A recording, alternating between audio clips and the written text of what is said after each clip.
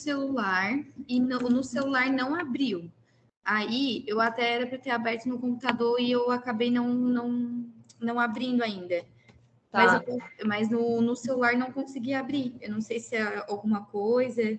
Ah, eu já sei por quê. Porque no celular tu vai estar conectada com uma conta de e-mail que é diferente daquela que tu me passou, talvez. É porque no celular a gente tem aquela conta ali do Google, né? Sim. Daí, por causa disso. Pode ser, então. Mas depois Daí eu eu abro vou ver aqui a no aula computador conforme a e conta que vocês me mandam ali, sabe, no e-mail. eu abro aqui no notebook e depois eu te falo se deu certo ou não. Tá, ótimo.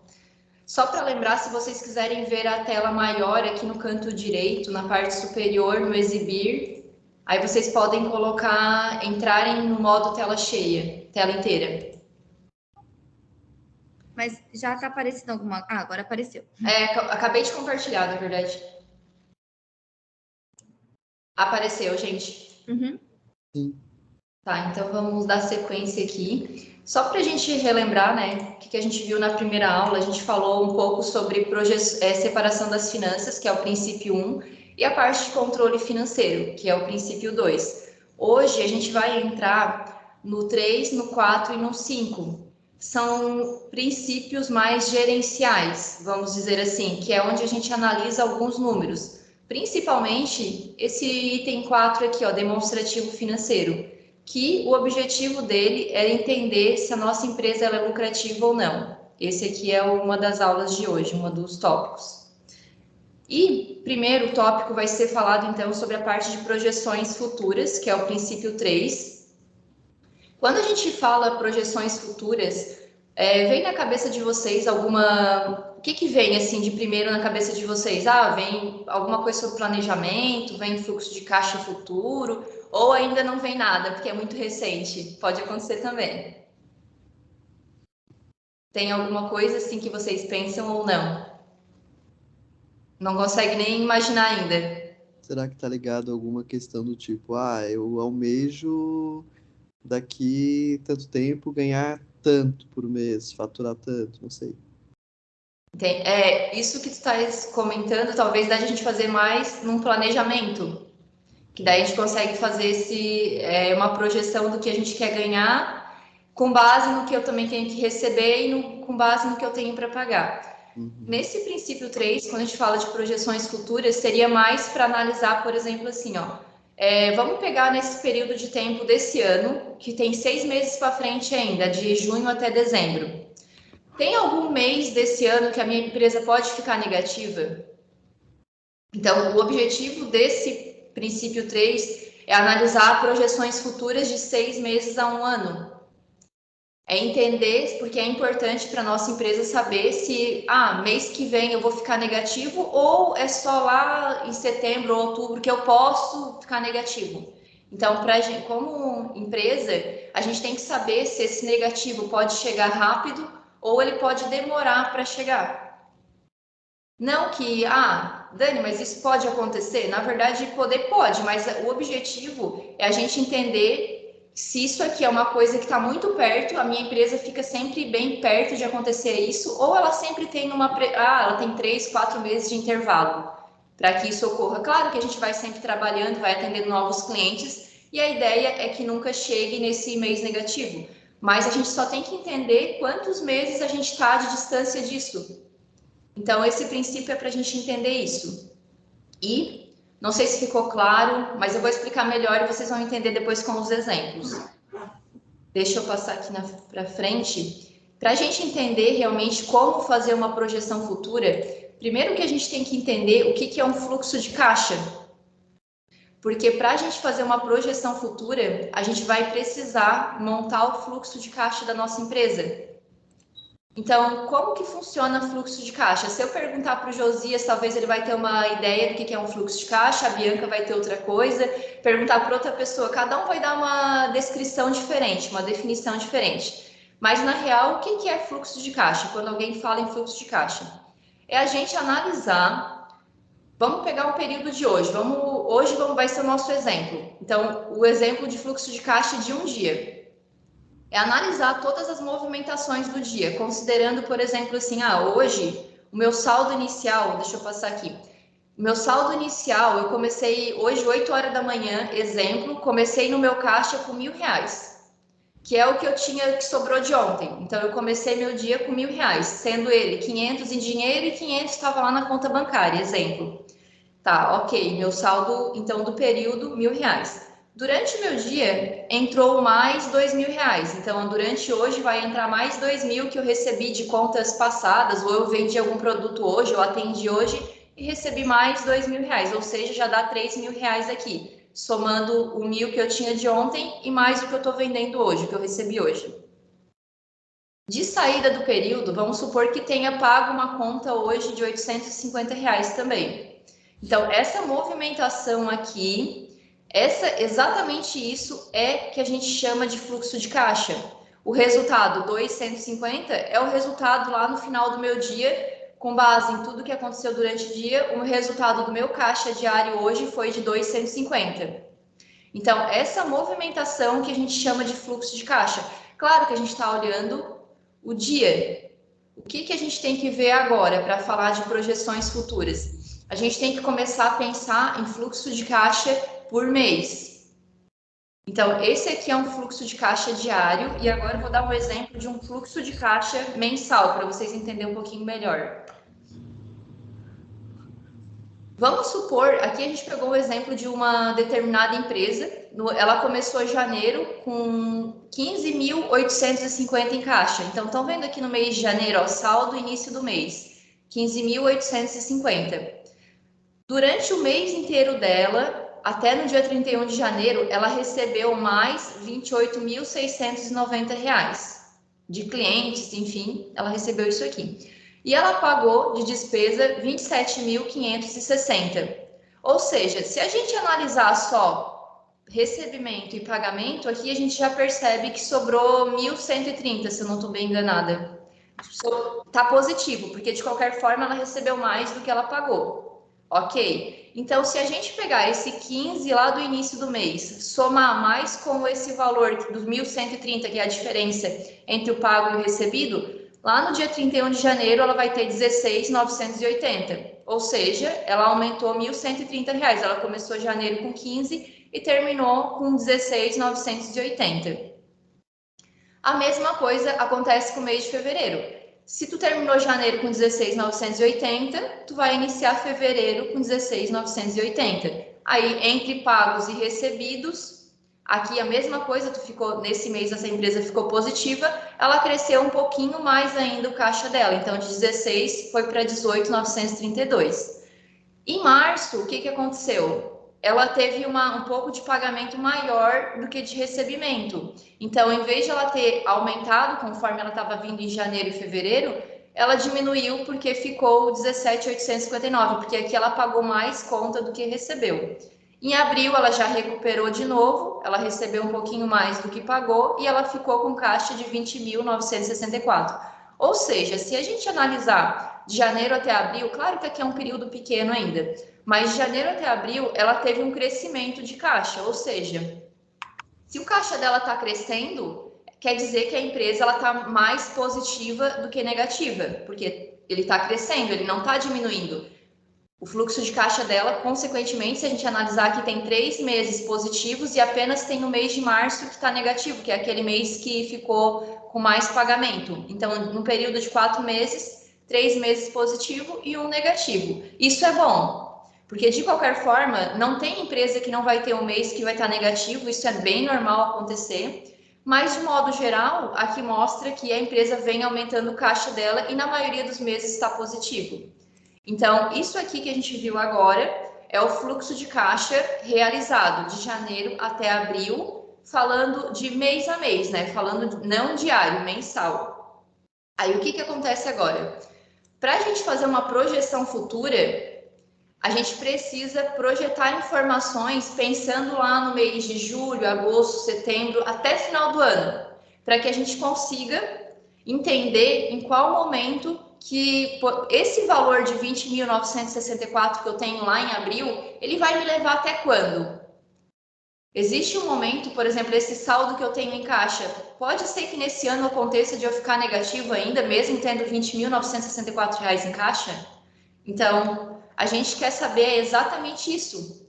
Se existe essa possibilidade, nesse período de tempo, de 6 meses a 1 ano, de a nossa empresa ficar negativo com base na situação de hoje. Por quê? Porque realmente é interessante a gente saber em qual mês que a empresa pode ficar negativa. É interessante a gente saber, sim, para a gente poder tomar alguma iniciativa. Se, como eu estava comentando inicialmente ali com vocês, se vai que a empresa vai ficar negativa, pode ser que ela fique negativa daqui 1 ou 2 meses. Não é preocupante? É preocupante. Agora, se lá a gente fizer as projeções e nessa projeção falar que ela daqui só 4 ou 5 meses ou 6 meses ela vai ficar negativa, isso é muito bom, porque na verdade eu não tenho que me preocupar com isso, esse ponto agora. Eu tenho que focar em outras coisas na minha empresa, seja venda, atendimento, enfim. Eu tenho que me preocupar com outras coisas, mas eu não tenho que me preocupar com caixa. Então é por isso que a gente tem que saber se isso pode acontecer rápido na nossa empresa ou pode ser que ele demore. Não que isso vá se concretizar, a gente só tem que saber esse intervalo de tempo. Antes de eu continuar aqui, vocês estão entendendo? Tá difícil aqui. Tranquilo. Tá tranquilo. Então, aqui, ó, por exemplo, continuando bem no exemplo daquela empresa que ela terminou lá em abril com 20.964. E levando tudo em consideração o que ela já tem projetado para receber e para pagar nos próximos meses, olha como é que fica a situação dela. Olha só, de maio, porque nós tínhamos a projeção de até abril, né? Então, de maio até dezembro, essa empresa, aquele 20.964 que ela tinha, ela só vai ficar negativa se ela parasse, por exemplo, de vender, né? Na pior hipótese, ela só ficaria negativa lá em novembro. E quantos meses que a gente tem aqui no meio? Ó? 1, 2, 3, 4, 5, 6. A empresa tem 6 meses de intervalo. Então, isso é bom, é ótimo. A gente não tem que estar, então, preocupado com isso. Nesse caso, nessa determinada empresa. Agora, vamos supor que fosse já logo aqui, ó, logo no primeiro, ficasse negativa já aqui em junho, porque ela quase não tinha projeção de receber quase nada. Então, era mais preocupante, seria muito mais preocupante para a empresa se, em vez de novembro, estivesse aqui em junho. Então, por isso que é importante a gente ver, saber na nossa empresa qual que é esse intervalo aqui, ó. Será que eu tenho que estar muito preocupado com isso ou eu não preciso? E essa análise a gente vai fazer para cada empresa de vocês, tá? Vocês não precisam se preocupar quanto a isso, a gente vai fazer. Só que é importante vocês saberem que, pelo menos, o ideal era vocês fazer uma vez por ano ou uma vez a cada 6 meses isso aqui. Depois a gente ensina também como que vocês devem fazer. Mas o importante é vocês terem em mente, por exemplo, a minha empresa, na situação que ela está hoje, daqui 4 meses eu ficaria negativo. Se vamos supor que bloqueasse tudo que tem para pagar e para receber, vamos só levar em consideração o nosso fluxo hoje de contas pagas e recebidas, mais o meu caixa hoje. Até onde ele me levaria? Então, ele me levaria até novembro. Então, tá tranquilo, não vou mais perder meu tempo ficar preocupado com isso. Eu vou buscar vender, vou trabalhar em marketing, enfim, vou buscar fortalecer outras áreas da empresa, mas eu não tenho que estar preocupado com isso. E como na prática a gente fez para chegar nessa informação aqui para essa empresa, que é lá no mês de novembro que ela ficaria negativa. Então, e é o que a gente vai fazer também na empresa de vocês, para a gente saber o número, esse intervalo aqui no meio. A primeira coisa que a gente fez foi o quê? Foi lançar todas as despesas fixas de um ano para frente. Porque o que acontece? As despesas fixas a gente já sabe, por exemplo, todo mês eu pago X valor, o meu Prolabore todo mês é tanto, mais ou menos. Então, eu vou lançar essa informação até final do ano, foi o que a gente fez com essa empresa.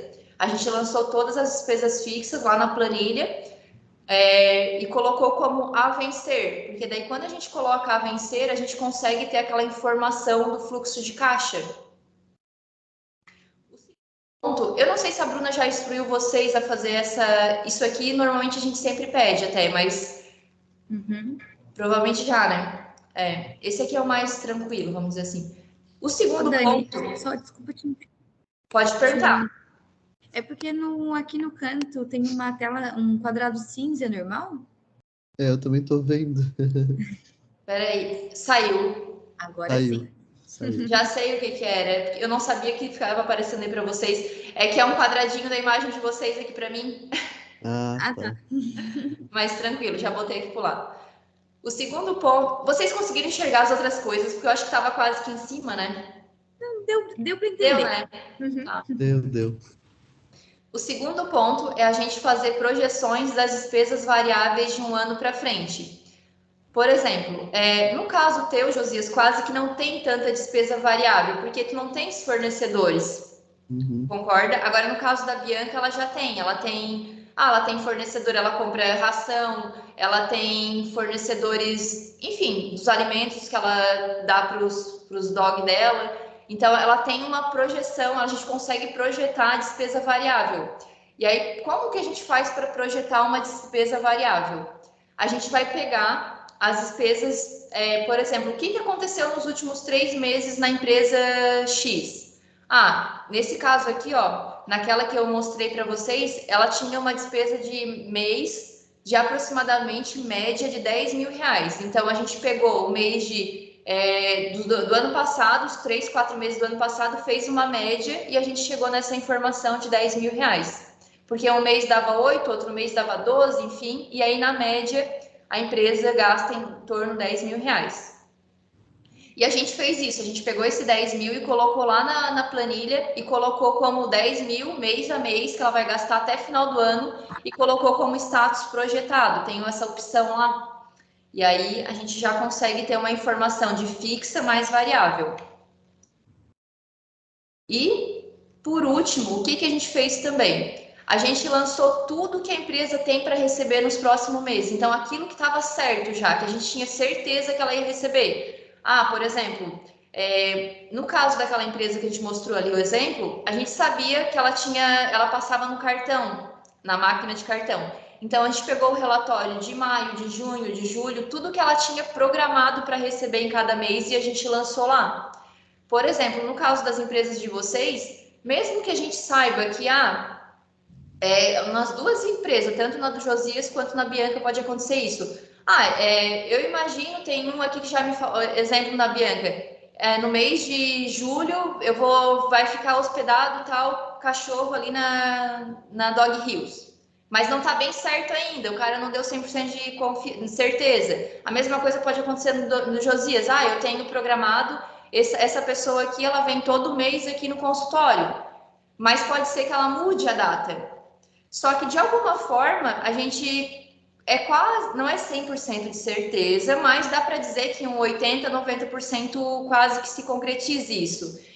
O que pode acontecer, ela mudar às vezes o período, alguma coisa assim, em vez de ser em junho, vai ser julho, mas está mais certo para acontecer. Então, tem como a gente pegar essa informação e também projetar para a gente ter essa noção. Pelo menos assim, sabendo tudo que ela vai receber, o que ela tem projetado para receber, mesmo que não esteja 100% de certeza ainda, porque o nosso objetivo nesse momento é entender aquele intervalo lá, se é 3 meses, se é 5 meses, entre ela estar positiva e ela poder ficar negativa. Então, para a gente fazer uma projeção, mesmo que não seja 100% de certeza, essa informação já serve.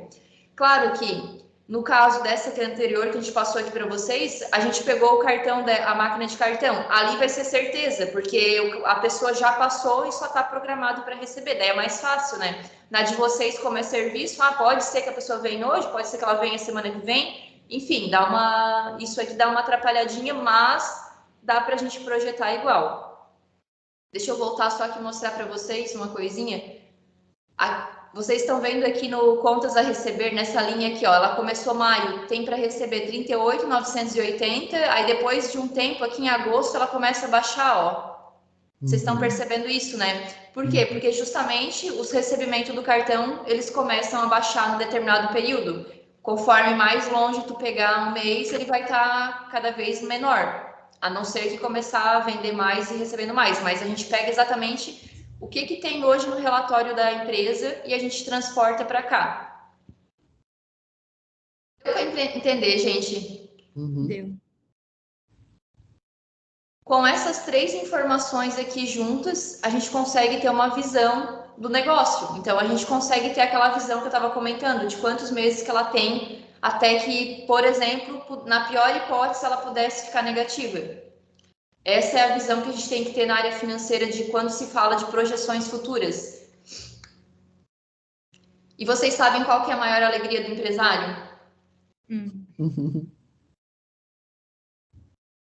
É o fluxo de caixa positivo, com certeza. Quanto mais meses o fluxo de caixa ficar positivo, melhor para a nossa empresa, consequentemente, né?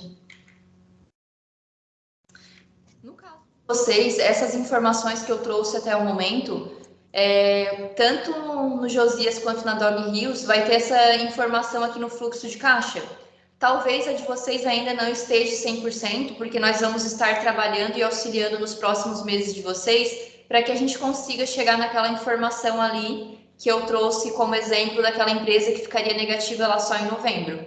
Então, a gente vai estar ajudando vocês também. Mas, aqui nesse botão fluxo de caixa, vocês conseguem ver, por exemplo, assim, como que ficou o mês da minha empresa em maio. Sobrou dinheiro ou faltou dinheiro? Vocês conseguem ter essa visão do realizado? Então, é interessante depois, se vocês dão uma olhadinha, que você já consegue ver quanto que entrou, quanto que saiu e quanto que sobrou no meu caixa, se ficou positivo ou negativo.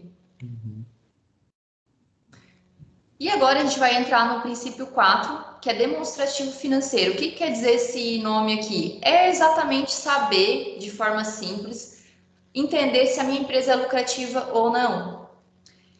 Por quê? Porque é importante eu saber se num período de um ano, como que está a situação dela. Com base na realidade do mercado e com base também, minha empresa é do segmento no meu caso, é consultoria. Então, eu sei que lá no final de um ano, a minha empresa ela tem que dar pelo menos, falando em percentual, ela tem que dar de 25% a 35% de lucro. Se ela não der em um determinado ano esse percentual, eu sei que tem alguma coisa errada na minha empresa. Ou eu estou demorando demais com meus clientes, ou eu estou ficando muito tempo com eles e acaba que eu não consigo atender outros, e aí isso pode ser um problema, ou eu estou cobrando alguma coisa errada, ou o nosso prolabore pode ser que esteja muito alto, ou é o salário de funcionário. Então, a gente tem que analisar, por isso que é importante a gente ter um parâmetro, para conseguir, através desse parâmetro, a gente saber se tem alguma coisa errada ou não.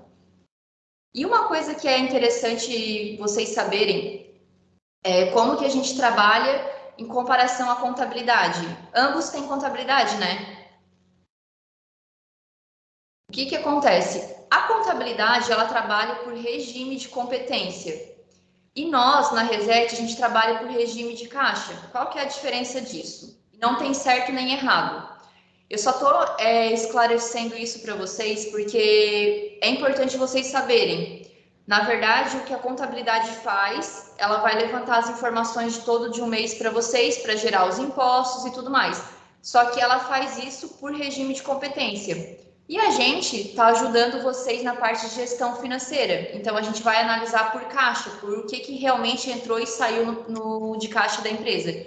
Vocês não têm que gravar isso aqui que eu estou falando. A única coisa que vocês têm que botar em mente é que existe 2 tipos e a Reset trabalha pelo que entre realmente o que sai do caixa e a contabilidade já não. Deixa eu dar um exemplo aqui embaixo, ó, por exemplo. Vamos supor que vocês compraram um computador para a empresa de vocês no valor de R$6.000. Foi feita uma compra lá em março de 6 mil.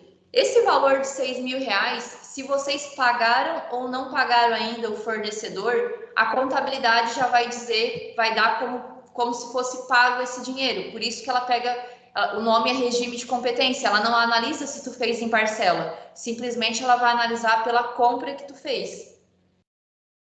E por regime de caixa, que é o regime que a gente trabalha, é assim, ó. Esse computador vocês compraram lá em março, só que ele saiu do caixa uma parcela em abril de 3 mil e a segunda parcela ele saiu em março de 3 mil. Então, lá no caixa da empresa de vocês, em abril teve um débito, uma saída de 3 mil e em maio 3 mil também. Se pelo regime da contabilidade saiu de uma vez só lá em março. Então, deu para entender a diferença? A gente trabalha com aquilo que está realmente acontecendo. E a contabilidade trabalha pelas notas fiscais de vocês. Então, se vocês pagaram se vocês compraram, na verdade, 6 mil ou 20 mil, não importa quantas parcelas vocês fizeram, ela vai pegar o total dessas notas e vai somar. E por isso que a gente chama de regime de competência, porque é o que aconteceu com base na despesa, na data da compra, e nesse caso do nosso é pela data que a parcela saiu. Então, essa é a diferença entre um e outro. Eu estou explicando isso porque quando a gente analisa o lucro da empresa, a gente vai analisar por regime de caixa, que é o que realmente sobrou no caixa do mês de um determinado período. Como eu falei para vocês, assim, é só vocês têm que ter ciência que nós trabalhamos de formas diferentes, mas que no final das contas, ambas se completam, vamos dizer assim. E aqui eu trouxe para vocês entenderem as divisões que se tem no demonstrativo do resultado do exercício, que é uma DRE. Esse DRE é um nome realmente bem da área financeira, que é o nome do relatório que vai dizer para nós se a nossa empresa ela é lucrativa ou não. Então, na planilha de vocês, se vocês analisar, tem um botãozinho lá que o nome é DRE. E se vocês quiserem, provavelmente depois você já pode clicar lá e já, com base no que eu vou explicar aqui para vocês, vocês já vão conseguir entender o lucro, como é que está sendo o lucro da empresa de vocês hoje. Essas principais divisões que vocês estão vendo aqui, receita bruta de vendas, custos variáveis, margem de contribuição, despesas fixas, todos esses nomezinhos que tem aqui, ele é padrão no mundo inteiro. Então, não importa se vocês têm uma empresa aqui no Brasil ou lá na China, essa mesma estrutura de DRE, ela vai servir para qualquer lugar do mundo, porque é um padrão nacional, mundial da contabilidade. Mas, olhando para esses pontos aqui, quando se trata de analisar o lucro da empresa, lá na minha DRE vai ter um campo que vai, lá no botãozinho da planilha de vocês, vai ter um campo assim, lucro líquido do exercício. É para esse cara aqui que a gente vai estar analisando o lucro da empresa, se está bom ou se está ruim. Deixa eu passar aqui um exemplo. Quando vocês clicarem lá na de vocês, por exemplo, naquele botãozinho DRE, vai abrir um relatório similar a esse aqui, Claro que aqui ele está de forma enxuta, porque se vocês abrir o de vocês, ele vai ser uma lista um pouquinho maior que isso ainda. Mas aqui eu quis resumir ele para trazer e caber aqui no exemplo para mostrar para vocês. Mas deixa eu mostrar então como que funciona. Lá na planilha vai estar mês a mês, por exemplo, o que entrou e o que saiu de janeiro, fevereiro, março. E lá no final vai ter essa informação total, percentual e média. O que acontece? Esse aqui é o total que entrou, receita bruta de vendas. Por exemplo, essa empresa, determinada empresa, é uma indústria, entrou 398.641 num período de 6 meses. Esse valor total representa 100%, porque veio tudo as receitas das vendas dos produtos dela. E a média, se a gente pegar esse valor e dividir por 6, vai dar mais ou menos 33.220. A mesma coisa aqui embaixo, deduções, impostos. Aqui é o total de impostos que ela pagou no período. E se a gente dividir pelo mês também, a média mensal vai estar aqui nessa terceira coluna. Quando se trata, então, e assim vai acontecer com cada linha, não vou entrar aqui explicando cada uma, depois a gente vai explicar um pouquinho melhor para vocês. O objetivo nesse momento é a gente olhar para essa última linha aqui, lucro, não é a última, na verdade, é a terceira de baixo para cima. Lucro líquido do exercício. O que acontece? Essa empresa, essa indústria, de 398.641, sobrou R$ 6.572. Opa, mas esses R$ 6.572 é bom ou ruim para ela? Como é que ela sabe analisar esse número aqui, se tá bom ou tá ruim? A gente vai olhar, assim como nessa empresa, a gente vai olhar na empresa de vocês, esse número aqui, estão vendo essa coluna do meio, percentual? Vocês vão olhar lucro líquido do exercício, vocês vão olhar para esse númerozinho aqui, 1,65. No caso dela, o resultado dessa indústria foi 1,65. Mas 1,65 é bom ou ruim? O que acontece? O que vocês acham? Na verdade é péssimo, né? Não tá negativo, mas pelo que ela fatura é muito pouco. É pouco, né? E aí, como é que eu sei, por exemplo, se 1,65 tá dentro do segmento da minha indústria ou não? O que acontece? Cada ramo vai ter um percentual de lucro. Igual eu dei o exemplo, a nossa consultoria, ela teria que ter lá no final de um ano, de 12 meses, 25 a 35% de lucro. Então, lá na minha DRE, eu tenho que olhar se na minha, esse número aqui, ele está próximo de 25 a 35% de lucro. Se não tiver, tem algo errado. E aí, no caso dessa indústria, por exemplo, eu trouxe aqui para vocês alguns exemplos, o ramo de serviços. Em geral, de serviços é de 20 a 30% de lucro. O comércio, ele tem que dar de 10 a 20% de lucro. O ramo da indústria, que é o caso daquela empresa que eu trouxe ali, ela teria que dar de 7 a 12% de lucro. Ou seja, se ela deu 1,65, realmente ela tinha alguma coisa errada, concordam? Porque ela teria que dar pelo menos de 7 a 12% de lucro. Então, o que a gente fez? Vou dar um exemplo aqui. No caso dessa, a gente sabia, como a gente já identificou que estava dando naquele período ali, estava só 1,65, a gente analisou a parte do salário da empresa, dos prolabore, a gente analisou a questão também dos orçamentos que ela estava apresentando. Por quê? Porque às vezes ela apresentava e passava um valor, ela não sabia, mas ela passava valor com margem negativa sem ela saber. Então a gente analisou os preços de venda dela. Então foi feito uma série, tudo isso que eu vim falando já começou a controlar melhor o contas a pagar e receber, enfim, ela foi colocando em prática tudo isso que a gente foi pedindo para ela.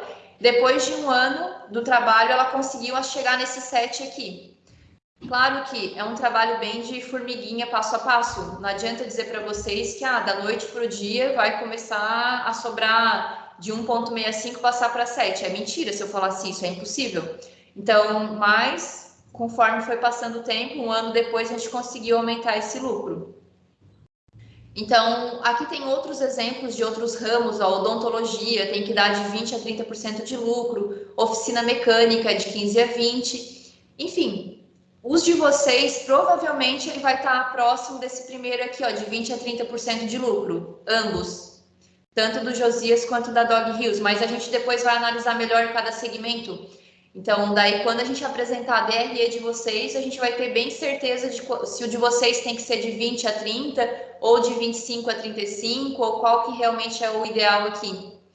Mas provavelmente vocês podem pegar como uma média e você pode analisar de 20 a 30%. Então, se vocês abrir a planilha de vocês e lá no botão tiver vai ter o botão DRE, vocês vão olhar lá naquela linhazinha lá que eu mostrei para vocês aqui. Nessa aqui, lucro, lá no final, vai ser bem no final da planilha, lucro líquido do exercício, e vão procurar para essa informação aqui para ver quanto é que está hoje já. Claro que deixa eu já falar para vocês, ambas empresas de vocês dois começaram com a gente faz pouco tempo, então também aqui não vai estar um número muito grande, tá? Sim. Por quê? Porque a gente só está analisando 2 ou 3 meses, então é um período pequeno ainda. Esse número de 20 a 30 que a gente está mostrando aqui são números que é o ideal final de, por exemplo, um ano. Um ano tem que ter de 20 a 30% de lucro. Entendeu? Por isso, se vocês abrirem a de vocês, pode ser, eu estou chutando aqui, mas pode ser que dê 5, dê 4, dê 3, pode ser que dê mais também, melhor se desse mais. Mas o que eu quero dizer para vocês é que o período ainda é pequeno, então não se assustem. Ok? Deu para entender, gente? Agora, a gente vai falar um pouquinho de distribuição de lucro para os sócios. Como a ideia é que todo mundo tenha um prolabore definido, onde todo mês retire da empresa um determinado valor, todo mês o valor fixo, né? Mas ao término do ano, de cada ano, a gente quer que vocês também tirem uma distribuição de lucros para vocês. Se a minha empresa deu lucro, a gente aprendeu aqui anteriormente a ver se a empresa está sendo lucrativa ou não, né? Então, com base naquele resultado que ela deu, se ela deu lucro, eu vou tirar um percentual para nós, como sócios, como uma bonificação, como se fosse realmente uma distribuição de lucros por todo o mérito de ter a empresa. Então, vamos lá, vou dar um exemplo para vocês. Tá. Isso aqui é o que eu já acabei falando agora, mas só deixa eu comentar. É como se fosse um salário extra para vocês no final do ano, tipo um 13º. Normalmente, a gente sempre auxilia a empresa, quando a empresa teve lucro, a tirar esse lucro no mês de janeiro. Por quê? De janeiro a dezembro do ano anterior, é que a gente vai ter 12 meses de análise e a gente vai saber se ela teve lucro ou não. E aí, só no janeiro seguinte que a gente tira o valor com base no lucro que ela acumulou do ano anterior. Como é que funciona? Como é que eu sei qual o valor que eu devo tirar para a minha empresa de lucro? Então, cada empresa vai ter uma regra e uma faixa de lucratividade. Cada uma de vocês, a gente vai montar essa faixa de lucratividade. E como que a gente sabe, aonde eu olho, então, para saber se a minha empresa está sendo lucrativa ou não, e como que eu faço esse cálculo? Eu vou pegar lá na DRE, naquele relatório que eu mostrei para vocês, vai ter essa informação aqui, ó, percentual de saldo financeiro. É a última informação da DRE. É ele que vai dizer para a gente quantos que eu vou poder tirar, qual é o valor que teve em caixa e quanto que eu vou poder tirar. Então, aqui, por exemplo, vamos supor que aqui tem 4 faixas, ó, de lucratividade. Se lá no saldo, lá na última linha da DRE da nossa empresa, sobrar de 12% a 15% de lucro, quer dizer que eu vou tirar desse 12% a 15%, eu vou tirar 5% para o sócio. Se lá no final, em vez de até que tiver mais de 15%, de 15% a 20%, eu vou tirar 8% de lucro para o dono. De 20% a 25% eu vou tirar 12%, e se der mais do que 25% de lucro, eu vou tirar 18% de lucro para o sócio. E como que a gente faz o cálculo? Agora vem um exemplo. Ó, de novo aquele relatóriozinho que é a DRE que eu mostrei anteriormente para vocês. Então, aqui, lá no final, ó, na última linha aqui, ó, saldo financeiro, essa linha onde está em azul é a que a gente vai analisar esse percentual aqui, ó. Ó, a empresa, durante um ano, ela sobrou em caixa líquido para ela, líquido, 25.691,97, que representa 16,97%, que deu uma média.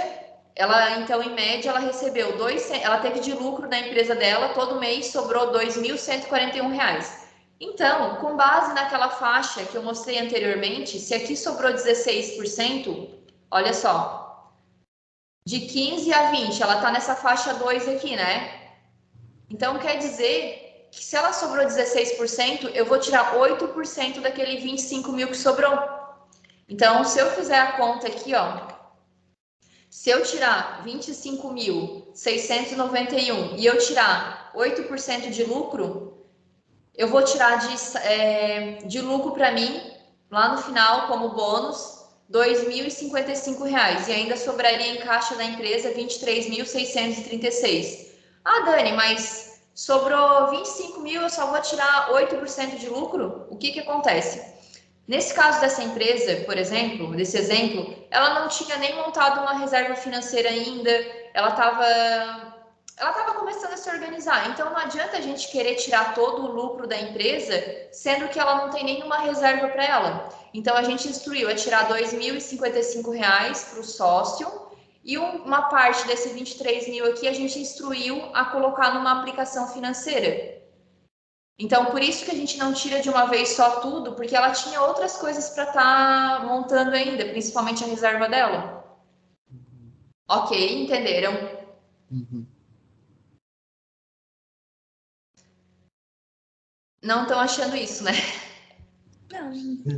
Tá tranquilo? Uhum. Vocês me falem, hein? Se vocês não estiverem entendendo, por favor, tão quietinho.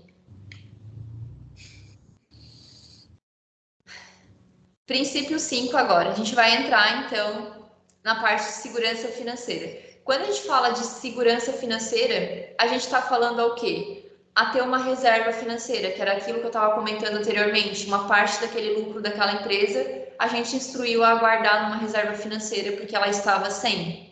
Então, a reserva financeira, primeira coisa, o que é, na verdade, né? É aquele valor que a gente vai guardar para cobrir algum tipo de imprevisto, seja uma demissão ou um investimento que eu quero fazer na minha empresa. Eu quero comprar uns móveis novos, eu quero, enfim, um investimento que tu possa estar fazendo, ou então até mesmo para comprar matéria-prima com desconto. Mas eu vou tirar o dinheiro da reserva para comprar matéria-prima. Se o desconto for bom, vai fazer isso sim, porque vale a pena. Vamos supor que não sei se acontece isso contigo, Bianca, que tu tem fornecedores. Esse mês eu tô com promoção aqui, exemplo de ração, na compra à vista eu te dou 20% de desconto. Se um fornecedor oferece uma coisa desse tipo, a gente vai fazer isso, nem que tire lá da reserva financeira, porque vale a pena. Claro que tem que analisar se tiver um estoque alto em casa, não vai precisar, né? Mas se tu tiver com um estoque mais ou menos, eu vejo que dá para mim comprar porque só vai durar mais de 2 ou 3 meses o que eu tenho, enfim, vale a pena comprar, porque depois tu vai conseguir tirar isso em forma de lucro. Então vale a pena, depois aos poucos tu vai retornando esse dinheiro que tu tirou e vai botando lá na reserva de volta. Porque é uma situação esporádica em que ele está te oferecendo um desconto. Isso acontece bastante em consultório odontológico. Eu não sei de onde aqueles fornecedores, eles aparecem para os dentistas com até 30% de desconto. E claro que os dentistas compram, porque realmente vale a pena, é um percentual muito alto de desconto. Óbvio que eles tiram dinheiro lá da reserva, compram e depois eles repõem novamente. Qual que é o montante ideal para se ter de uma reserva financeira? O ideal, pelo menos, era se ter por 6 meses uma reserva financeira, ou seja, se desse uma pandemia de novo, exemplo, que não aconteça isso, né, credo, mas enfim, ficasse 6 meses ou 2 ou 3 parados a empresa. Pelo menos se tu tiver uma reserva financeira para uns 6 meses, nossa, ia ser maravilhoso, né? A gente teve uma situação, uma empresa, inclusive ela é aí de Braço Norte, a gente pode até divulgar quem é, porque ela deu vários depoimentos nas nossas redes sociais há uns meses atrás. É a Top Tendas, ela é uma empresa de eventos, não sei se vocês conhecem ou não.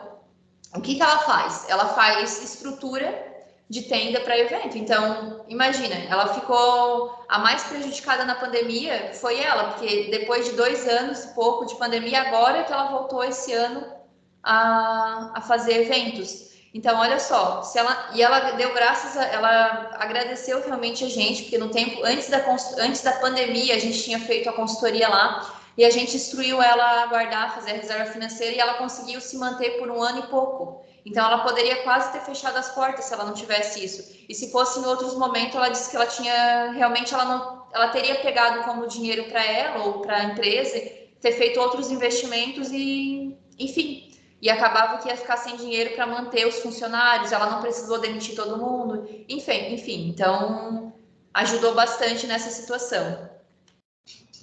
Aqui eu trouxe um exemplo de como que a gente calcula a reserva. Então, a primeira coisa, a gente vai fazer uma reserva com base nas despesas fixas. Porque, por exemplo, por que a gente faz com base nas despesas fixas? Porque a despesa fixa, se tu vender ou não vender, infelizmente tu vai ter aquilo ali para pagar, né? Então, por isso que a gente faz a reserva com base na despesa fixa. Então, aqui a gente levantou, por exemplo, um mês de uma determinada empresa. O Prolabore estava bem baixo, 3.500, por exemplo, de água, energia, estava dando 380, a água, internet e telefone, a energia estava R$500, o salário de colaborador estava 6.300, pagava 600 para contabilidade e pagava mais 1.300 de aluguel. Isso aqui eram as despesas fixas dessa empresa todo mês. O total deu R$12.580. Como que a gente faz então? A gente pega esse 12.580 e multiplica por 6 meses, porque 6 meses seria o período ideal. O valor da reserva que ela teria que ter, R$75.480. Nossa, Dani, mas que valor alto, como que eu vou tirar esse valor da minha empresa? Eu sei que vocês podem pensar isso. O que acontece? A ideia é que não precisa tirar, até porque talvez não vai... Às vezes eu nem tenho um caixa com tudo isso, enfim, é bem normal. A ideia é que a gente comece a guardar 100, 200 ou até R$500 ou mais, até que a gente chegue nesse valor aqui. Pode ser que demore? Pode ser, mas o importante é eu chegar.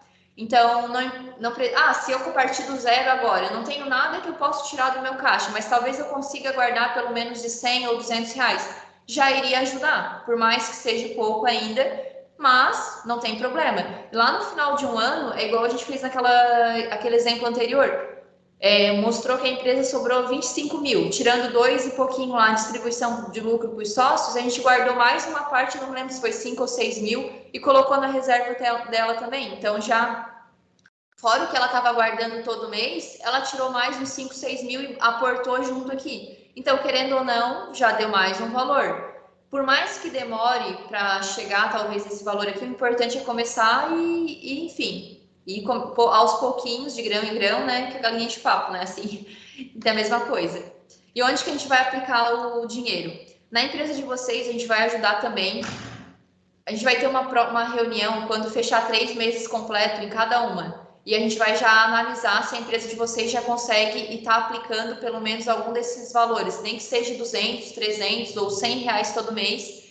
E aí a gente vai ajudar vocês a aplicar também. Ou vai ser numa aplicação Tesouro Selic, ou vai ser CDB com liquidez diária, ou RDC, enfim, fundos de renda fixa, fundos DI. Esses nomezinhos aqui vocês não precisam se preocupar quanto a isso. Depois a gente, conforme cada um vai ter uma conta bancária, a gente vai analisar quais as opções que o banco de vocês tem e a gente vai instruir vocês. O importante é a gente aplicar em algum local que a gente possa tirar a qualquer momento o dinheiro, se der algum problema, né? Porque a reserva é feita para isso. E a qualquer momento e que eu não corra risco, né? Porque também não adianta eu colocar em um lugar que eu vou estar lá, botei 10 mil reais da minha empresa num local que tem risco. A ideia não é isso. A reserva financeira é tu botar num local que seja um pouquinho melhor que a poupança, de forma resumida. E essas opções aqui, todas elas são. Ok? Aqui eu trouxe para vocês falar um pouquinho de salário de colaboradores e encargos. E o que isso aqui tem a ver com a reserva financeira? Deixa eu mostrar aqui para vocês. Quando se trata de salários de colaboradores e encargos, normalmente a gente paga 35% a mais daquilo que a gente contratou o colaborador. Então, se vocês pagar, por exemplo, um colaborador R$ 1.500, contando férias, décimo, FGTS, tudo aquilo que tem de encargo social, que a gente chama, vocês vão pagar no mínimo uns 35% a mais. Então, aquele salário de 1.500, lá no final, ele vai se transformar em 2.146. E aí, o que seria o ideal, né? Quando se trata disso? Quando se trata de salário de colaborador, a gente deveria fazer o quê? A gente deveria, pelo menos, pegar esse valor aqui, ó, 2.146, menos o 1.500, eu vou ter um valor de 646 reais. A ideia é que a gente guardasse na reserva financeira da empresa, pelo menos todo mês, 600 reais para chegar lá no final do ano eu conseguir pagar férias, décimo, tudo que o empregado tem direito. Então, por isso que eu já trouxe esse slide bem na sequência aqui, para mostrar a importância de a gente saber. Claro que todo mundo sabe que a gente já paga mais, mas o ideal, tipo, como é 35% a mais normalmente, com todos os encargos, o ideal era que todo mês a gente guardasse essa diferença que encaixa lá numa reserva financeira para que chegar lá no final do ano eu conseguisse pagar e não ter que ficar me apertando. Esse aqui seria a forma perfeita de se trabalhar, quando se trata de guardar para reserva financeira de colaborador. Gente, por hoje é isso. Estão com alguma dúvida? Tudo certo? Valeu a pena algo hoje? Sim. Deu para ter uma noção? Com certeza. Sim. Legal. Porque a ideia é realmente, aos poucos, ir abrindo a cabeça de vocês, vendo outras... Analisando realmente os números. Eu sei que é pouco tempo e é pouca... Mas eu não quero trazer muita informação para deixar vocês muito perdidos. A ideia é ir trazendo aos poucos e vocês vão, com base no que a gente for apresentando na consultoria, vai se completando essas duas coisas, o treinamento aqui e mais a consultoria, que é a reunião lá na prática. A gente vai chamar vocês, vai mostrar os números, vocês vão conseguir entender e vão conseguir linkar as duas coisas. Com certeza. Esse é o objetivo. aqui no nosso cronograma da reunião online, a gente hoje fez a segunda, né? Nossa segunda aula. A próxima seria no dia 17/6. Só que foi sugerido para a gente alterar a data em função do feriado. Eu nem tinha me lembrado que tinha um feriado nesse mês de junho. E aí, se todo mundo concordar, a gente mudaria ou faria no dia 10/6 ou no dia 24/6. Como a gente está em 2 aqui, o que vocês definirem, por mim está definido.